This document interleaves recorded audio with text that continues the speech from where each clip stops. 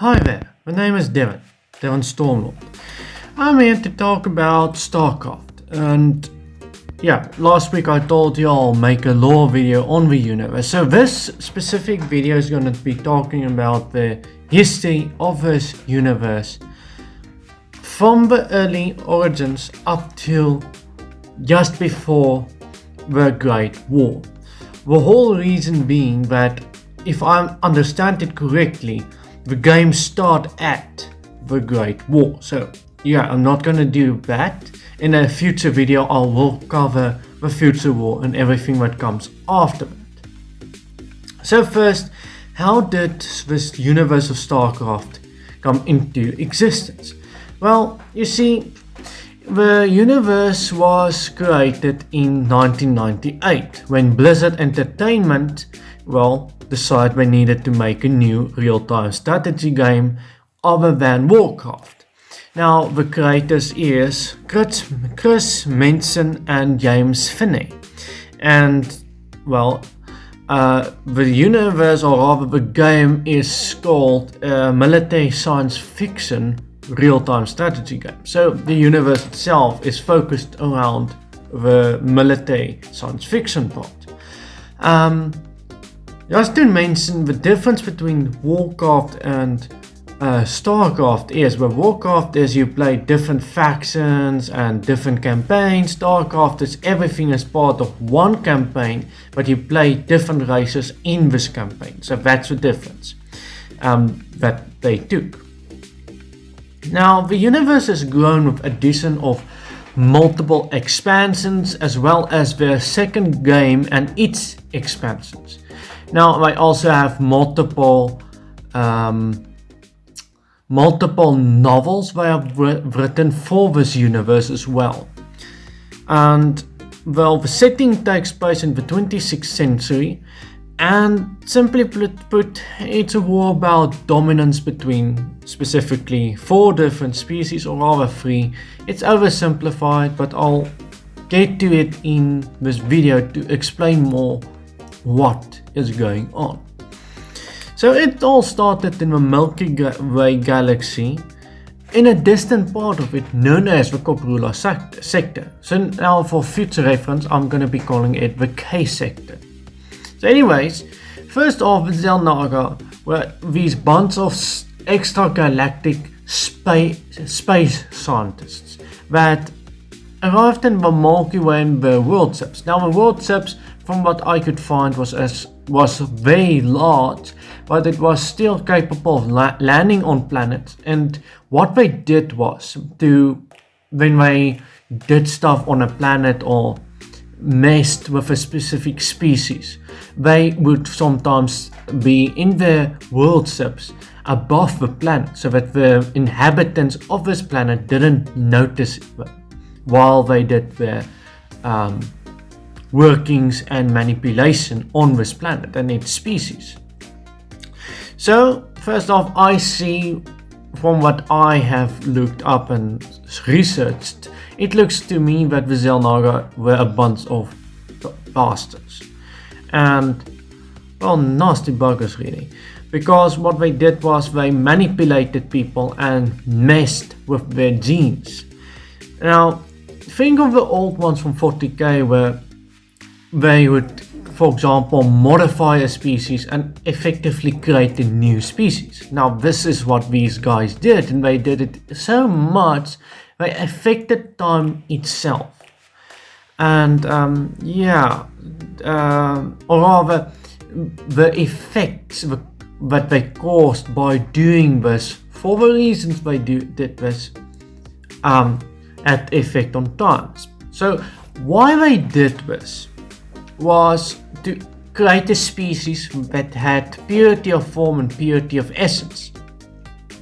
Now, they looked for both a species with purity of essence and a purity of form, and then they would manipulate the genes so that it is more pronounced, and they would be merged. They will merge in due time. That's what they believed. Now, they did this specifically so that then the species had become pure of essence and pure form, they would use their own essence to transform the species into a new generation of Zelnaga. So that's how they sort of made certain that they could continue on existing, because they, even though it looked to people as if they were immortal, that they couldn't die from age, well, they could still die from age. Anyway, so talking about purity of essence and form, what is it? Now, purity of essence is basically the evolutionary possibility the species has. The greater the possibility, the highest chance the species have of adapting and going into the evolutionary change into a new species, basically, and becoming more and better than it was previously. And being of essence or form is a species that has high capabilities for psionic powers, also more commonly known in mainstream media as psychic powers. And psychic powers is a relatively big thing in Starcraft from what it seems like. For example, the Zelnaga, they were seen as gods by one of the species they manipulated because of this, and because of how advanced their technology was. So anyways, so the first race they would go to and manipulate in this universe is called the Protoss, which means the firstborn. Now, it was on the planet of Ayur, if that is correctly pronounced, and they discovered that these guys had both purity of form and purity of essence. Now, basically, that made them very happy, because that basically meant they got the perfect specimen. Problem was, they forced the manipulation and they tried to speed up the process of getting them at a point where they could just change them into the new Zelnaga. They tried to speed them up too fast, and this caused them to actually, well, this was a big mistake, because they lost their psychic link, which caused basically a big civil war among the Protoss called the Aeon of Strife. And the Zelnaga decided, well, we messed up here, we're gonna go and decide and screw with other people instead, because this guys might still be our end result, but we have done all that we could here, and it's not actually a good idea to continue here. Anyways, and so the scientists went and came upon the central world of Xeris, and there they came upon the Zerg, a species of insectoids, and it was actually a very bad idea messing with their DNA. Oh, and let me explain it to you like this. They had a huge amount of purity of essence, so the guys were deciding, okay, we're gonna increase that tenfold, or however you want to put it. They just increased it of a bigger magnitude. Now, just to put it in perspective of what these species already did, they were basically like a parasitic worm. They would go into a host or a different species, and they would actually assimilate with that species' DNA, becoming a new Zerg. So for example, in a human, this thing would come onto a human and assimilate with the human to become a new human alien, part of the Zerg swarm. So they decided to increase this tenfold, or however you want to put it. So this was not a good idea. So then they also created the Overmind to actually control the swarm. And this Overmind later on realized that there was a sentient race in the space above their planet. and this was for Zelnaga, of course. So what open-minded when he got a flying breed of Zerg, and I think it is a space flying breed. Yeah, space flying breed. He basically attacked the Zelnaga with a Zerg swarm, and he almost wiped them all out. That isn't something easy to do, especially if you take into consideration that the Protoss saw these guys as gods. And yeah, so that was a very big mess up on the part of the Zelnaga. I don't think they actually are that smart, or rather they aren't that wise. So talking about the Protoss now. So after they finished the Aeonal Strife, they reforged the Psionic Link, and in a process which they called the Kala. Now they decided the Kala, they followed it like a dogma, a religious thing, and the reason was it was to control the Psionic Link. You could almost say the Kala is their overmind in a sense. Anyways, so the Protoss divided into 3 different castes, namely the Judicator caste, which was the religious leaders, which was of course controlled and led by the Conclave, which was a group of old men, or elders rather, who were chosen for the knowledge and orthodoxy in relation to the Kala. And then you got the second caste, which was the Templars. And the Templar caste, as it suggests, are the warriors, and then you've got the Kalai caste, which is the workers. So the Protoss used much of the Zelnaga's technology, and they decided they were gonna try and be the Zelnaga themselves by actually going and expanding their influence over many of the worlds that were formerly controlled by the Zelnaga. And they both protected and manipulated these worlds. And because it was they did it according to their philosophy of Dai-Ul, if that's properly pronounced. And when the humans that escorted the setting Terrans arrived in the K-sector, in the shadow of Protoss space, the Protoss actually protected them without them knowing it. Now, I don't actually know if this accounted for much, since, well, the Protoss, they didn't actually care much for actually blowing up Terrans later on, as I'll get to it. So when the Protoss So before the Great War, the Protoss became a war of the Zerg, and they realized this species was another race that was modified by the Zelnaga, which they saw of course as their gods. And the Zerg had secretly began to infest a number of Terran worlds.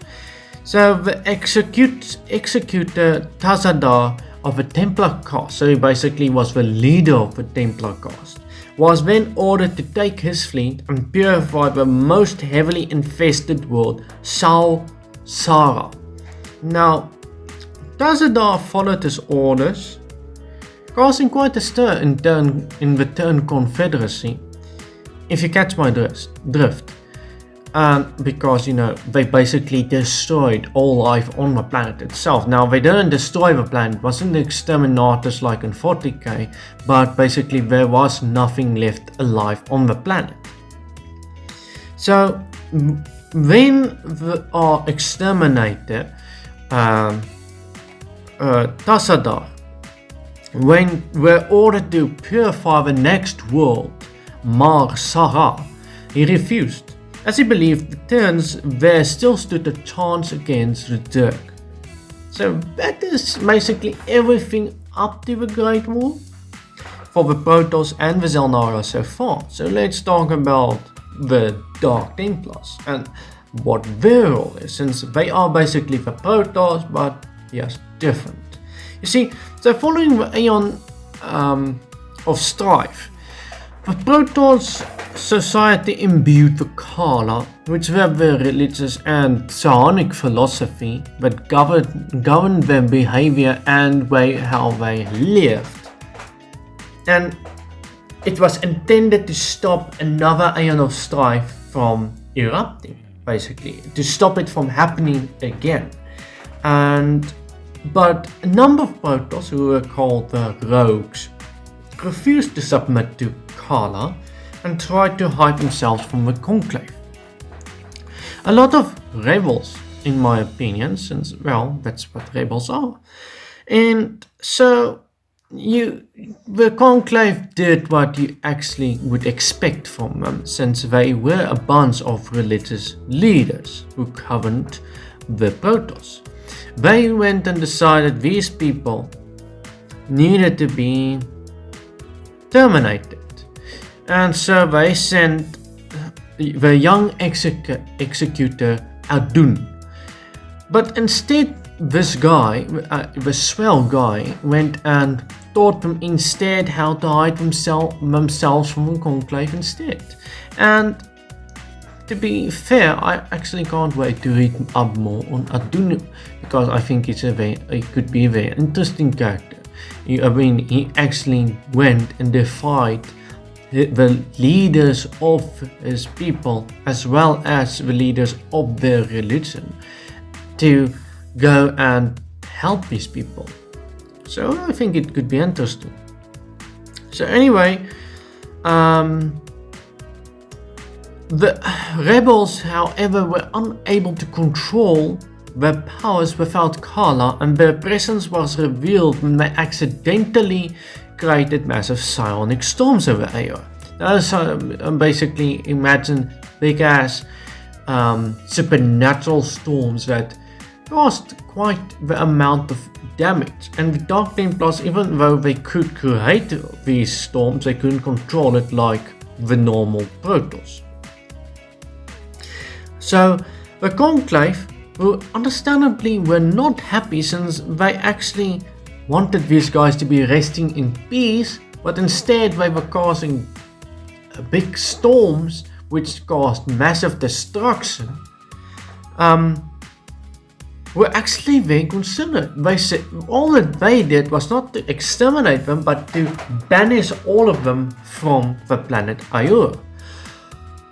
I think that was actually very thoughtful and maybe better from their side. So they didn't want a mass extermination. They basically said, if you do not want to be with us, then go off to your own planet and do your own thing, but don't stay here anymore. So following the exile, the Dark Templars settled on the dark planet of Sakuras, and they were led by the matriarch Ras Zagal. To be honest, the name sounds very much like an Orcish name for me, more than an alien name like the Protoss, like Adun in Tassadar. But yeah, it could work. Anyways, so now we're gonna be talking about the super insect boys and girls themselves, Berserk. So after the Zelnaga had messed with Protoss, like I said, they came to Berserk, and well, they went and decided to actually implant into the Overmind's subconscious that they needed to merge with the Protoss. So when Berserk eventually met the Protoss, they actually did everything in their might to actually absorb Berserk. Now, they had some problems, and one of the ways to solve it was to actually go to the Terran worlds, where they discovered there was psionic powers, to try and assimilate these psionic powers into Berserk, so that they actually could go and conquer the Protoss and become the ultimate species. Anyways, the Zerg Swarm had a hierarchy led by the Immortal Overmind, which had the immortal cerebrates underneath it who reported directly to it, and it did a lot of stuff in controlling the swarm. And then you got the overlords who then again answered to the cerebrates. So basically, to put it in a very crude sense, they wanted to eat everybody, but they actually more or less actually wanted to assimilate everybody into themselves to become one species, the ultimate one. They wanted to exterminate all other life in the galaxy, in all the galaxies actually, so that they were the only species left. In that sense, they were the ultimate species as well. So that was their end goal. So anyways, then they became of the Protoss. Like I said, they wanted their booty, they wanted their genes to become nearer to these Zelnaga-like beings. And yeah, so basically the Protoss, when they got to the planet Sara, the Zergit, of course, infiltrated this planet in a sense to assimilate with the people and try and incorporate the psionic ability so that they could better combat the Protoss. And the Protoss, what they did was to glass the planet, also known as purification or planet cracking. Like I said, they exterminate all life on the planet. So the humans fell under the control. So yeah, basically that was the control. The Great War. Also of note, the Zerg and the Protoss also after that incident started to basically wage war against each other openly, in which the Terran worlds, the Terrans and their worlds were caught between. Basically, they were caught between two super races, which were much older than they were and had a much larger, I would say, technological advantage. So Protoss had the technological and psionic prowess, and the Zerg had the biological prowess. The Terrans were, in a sense, I think, a younger race, and they did good, but yeah, it was pretty bad for them to be caught between these two massive species in their war. And so the humans of the Earth fell under the control of the United Powers League in 2229. So the new government believed in the divinity of mankind and worked to eliminate anyone who had undergone genetic engineering or used non-essential cybernetic equipment. And this basically came down to the government cracking down on criminals, religious people, political activists, and other dissidents. So basically they got rid of bad influences as well as anybody who could actually talk out against the government, for example, in the political activists. And so even though they did good things like get rid of the criminals and other bad influences, they are not necessarily the good guys, since they enforced it all. So about 40 years later, the scientist Doran Roof collected thousands of these prisoners onto 4 supercarriers as part of a colonization project. So the prisoners were cryogenically frozen and supplied with materials needed to found colonies, including Atlas and AI, which I was surprised to find the AI didn't actually play a role in this universe in the sense of, like, for example, Skynet or the Necrons or the Matrix, where in the universe they might have different species, but AI would eventually turn on the humans, even though there are other species. For example, 40k, the Atmec once made AI and this AI turned against the ethnic. So there was quite a big war in that time. So yeah, it was interesting to me. Sorry about it, a bit late here. Anyways, however, the ship sped right past the target planet. And basically it's because Atlas went a bit nuts. Strangely enough, it got some problems, and it actually deleted some stuff about the colonists. I would even say that Atlas actually helped the colonists in a sense. I am still researching that. Anyways, during this journey, Atlas detected a relatively high rate of mutations, leading to psionic powers of our prisoners and sending their information back to Ruth, who in turn, studied this. Anyways, the lost ships ended up in the K sector. After decades of travel, and it was approximately 200 years before the Great War, so yeah, quite a long time before that, but still. So these new Terran colonists settled the worlds of Tarsonis, Moria, and Umuja.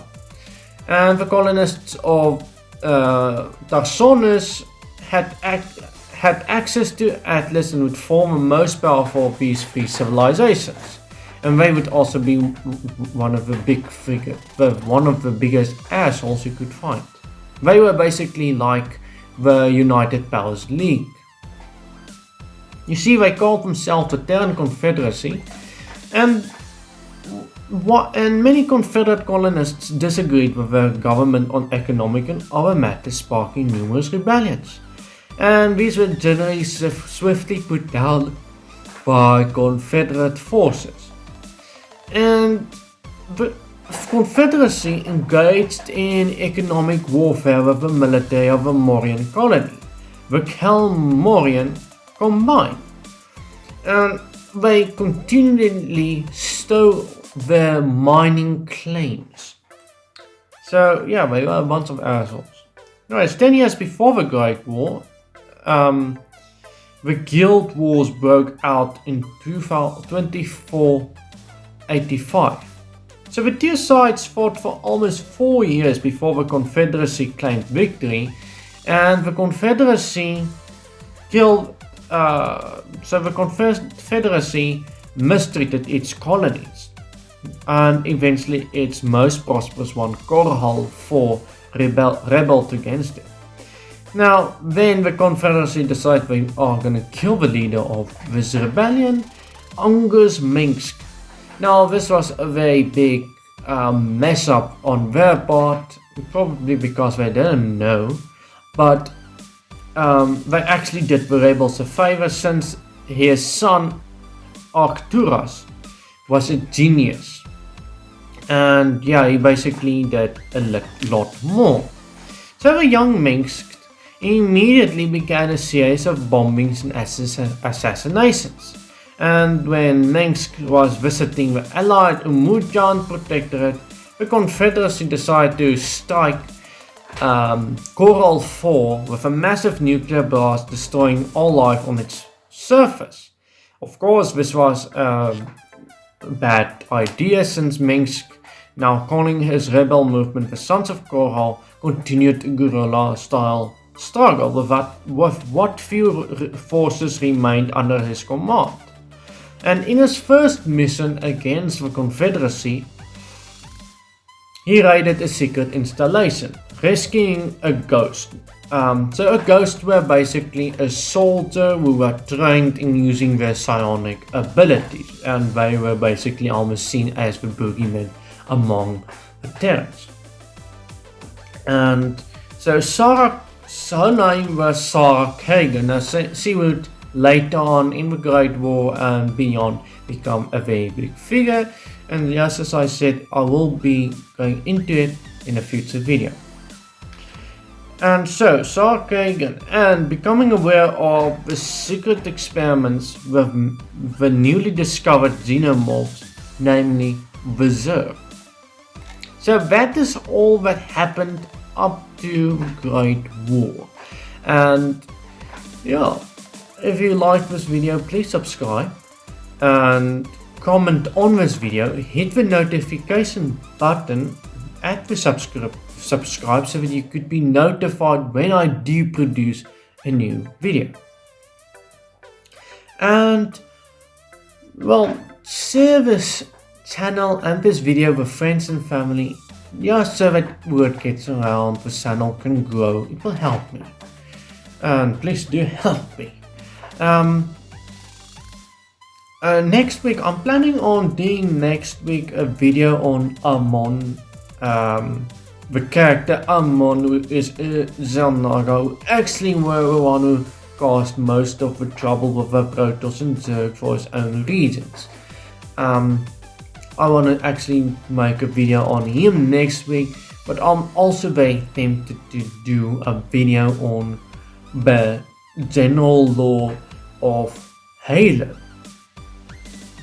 So next week it will either be a video of Halo or a video of Amon. And I said last week I'll do a video of Amon, but ultimately it's my choice what I'll be doing. But anyways, stay tuned and peace out and adios.